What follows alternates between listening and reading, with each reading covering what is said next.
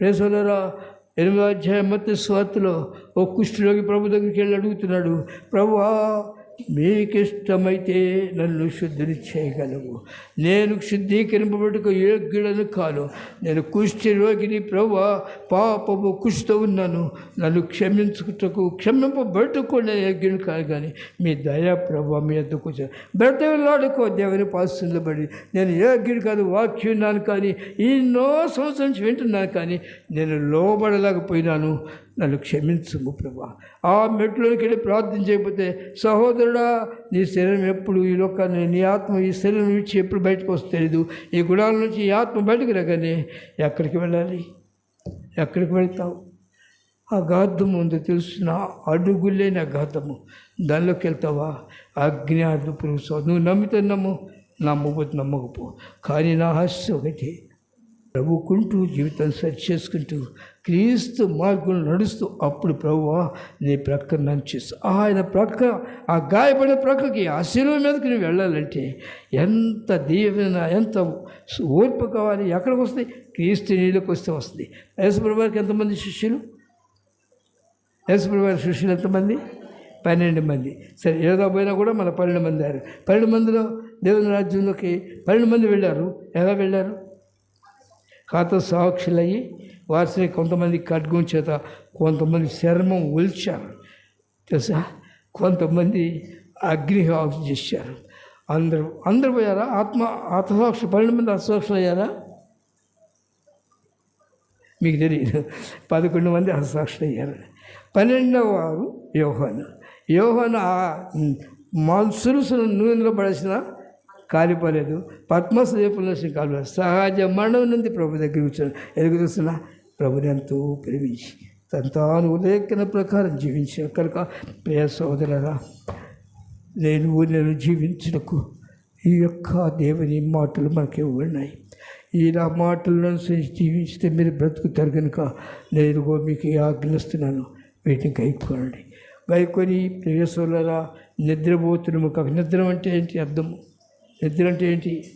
ప్రియ సోదరులారా, లక్ష్యం చేయని స్వభావం, వింటూ కూడా పక్కకు పెట్టే స్వభావం అది ఉంటే నీవు మనుష్యుడా ఏమి విత్తుతావో ఆ పంటకు వస్తావు. దేవుడు బహుమానం ఇస్తాడు. ఏమిస్తాడు? ఇదిగో నేను త్వరగా వచ్చున్నాను, వాని క్రియలు చొప్పున ప్రతి వారికి. కనుక మనం ఎవరి కోసం పరిగేయాలా? ఏ మనిషి కోసం పరిగేయాలా? నీకు ఇవ్వబడిన సమయాన్ని ఎందుకు పాటు చేసుకోవాలా? కొంతమంది మనుషులు అంటే వాళ్ళు పిలిస్తే ఈడులతో పరుగులెత్తుతూ ఉంటారు. నీ సమయం అంతా దొంగిలించాడు సాతాను. ఎందుకు? నీకేం సంబంధం? నీకు క్రీస్తు సహవాసం చేయి, నువ్వు ఆయన దగ్గర కూర్చో, ప్రార్థన చేయి. నువ్వు పరుగులెత్తిన వల్ల ఏం మేలు లేదు. మేలుందా? సర్వలోకమును సంపాదించుకుని తన ప్రాణమును పోగొట్టుకుంటే మనకేమీ ప్రయోజనము? కనుక ప్రియ సోదరా, ఈ లోకము దీని ఆశలు గతించబోతున్నాయి, నీ శరీరం కూడా క్షమిపోబోతుంది. కనుక మన శరీరం రుణస్థులము కాము. మన రాజ్యం మన కొరకు శాపగ్రస్తులను మనల్ని నశించిపోయి మన వేదకు వచ్చినారు. ఆయన మాట మనం వింటే మన కొరకు పట్టణం ఉన్నది. ఆ పట్టణంలో మనం ప్రవేశిస్తాము. అయితే ఆ పట్టణం వెళ్ళాలంటే ఏం చేయాలి చూస్తున్నా? ఈ రెండవ రాకడైన రైలు వస్తుంది. ఈ రైల్లో మంచి వాళ్ళకే చోటు ఉంది, మంచి వాళ్ళకే సీట్ ఉంది, అందరికి లేదు. నీతిమంతులకు పరిశుద్ధులకు సీట్ ఉంది. కనుక ఎంతమంది ఆ ఓడెక్కుతారో? ఏంట రైలు? యేసు ప్రభు అనే రైలు. నా గొర్రెలు నా స్వామిను, అవి నన్ను వెంబడించును, నేను వాటిని తండ్రికి తీసుకెళ్తాను, ద్వారపాలు కూడా నాకు తలుపు తెస్తాడు, నేను లోపలికి వెళ్తాను అలా. కనుక నువ్వు ఎవరితో సహవాసం చేయాలి? సమయంతో పాడైపోయింది, పర్వాలేదు, ఇప్పుడైనా నీకు సమయం కొంచెం అన్నది, ఎంతో నాకు తెలియదు. ఆ కొద్ది సమయం దేవుని దగ్గరికి వచ్చి దేవుని కొరకు అప్పగించుకుంటే నశించిపోయి నిన్ను నశింప చేయడు, కానీ మహిమలో ఉంటాం. పరలోకంలో దేవునితో సంతోషిస్తాం. పరలోకంలో దేవుని దూతలు మనకు పరిచారకులుగా ఉంటాడు. గొప్ప ఆనందము. కోట్ల దూతల మధ్య కొలువులో నా ప్రభుతో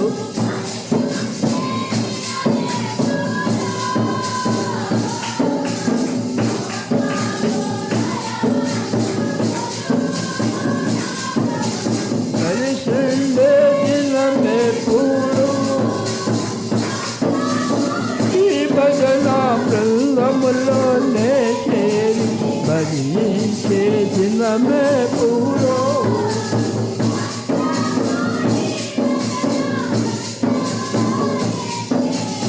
ఫలించే దినమెప్పుడో యేసు రాజా.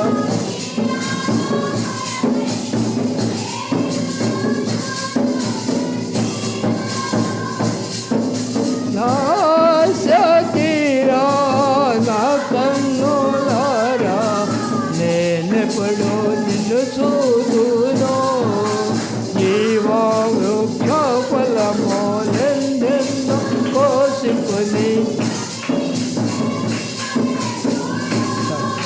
పాట పాడుతున్నారా? ఆశ ఉందా? పాట పాడుతున్నారా? ఆశ ఉందా? ఆశ ఉంటే పిల్లవాని చేష్టలు మానేయాలా అక్కర్లేదా? పిల్లవాని చేష్టలు మానేయకుండా పెద్దవాని చేష్టలు వేయాలి. పిల్లవాని చేష్టలు మానాలి. మానకపోతే ఇంకొక పాట కూడా ఉంది. ఇక్కడ మంచి పాట పాడారు. ఈ పాట ఎంతమంది పాడతారు? కొంతమంది పాడుకుంటారు. నేను కూడా అర్థం అవడానికి పాడతాను అనుకోండి. ఆ పాట నాది కాదు. ఆ పాట పాడుకునే వాళ్ళు పిల్లవాళ్ళు. పిల్ల చేష్టలు చేస్తూ సువార్తని కూడా లోబడిన వాడు ఏం పడతాడు?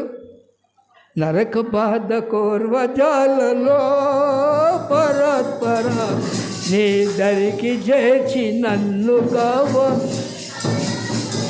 నా ధనము నమ్ముకొండి నా కులము నమ్ముకొండి నాకున్నదంత తిండి నా కన్ను.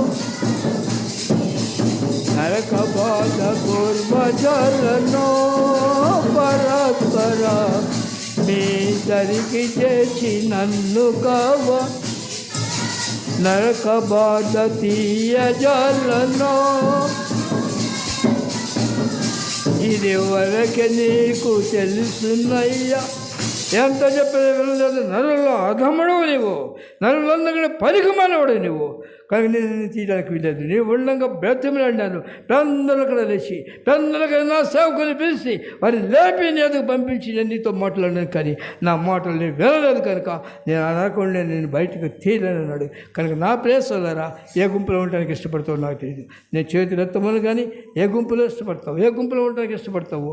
అయితే నువ్వు దేవుని రాజ్యంలో ఉండాలంటే ఆయన ప్రేమమ్మడి, ఆయన కనికరం గలవాడు, ఆయన ఎవరిని త్రోసివేయనివాడు. అయితే ఆయన మాటకు నువ్వు విధేయుడివై వాక్య ప్రకారం నీ జీవితాన్ని కట్టుకుంటే నువ్వు ధన్యుడివు, మహిమలో ఉంటావు. ఒక దిన సంతోషం. నువ్వు ఒక్కసారి మనసును పరిశీలించే వాక్యాన్ని మేము నీ దగ్గర తీసుకుని విశదీకరించు. నీ మనసును కూడా వాక్యం దగ్గర పెట్టు. ఎలా ఉన్నావు?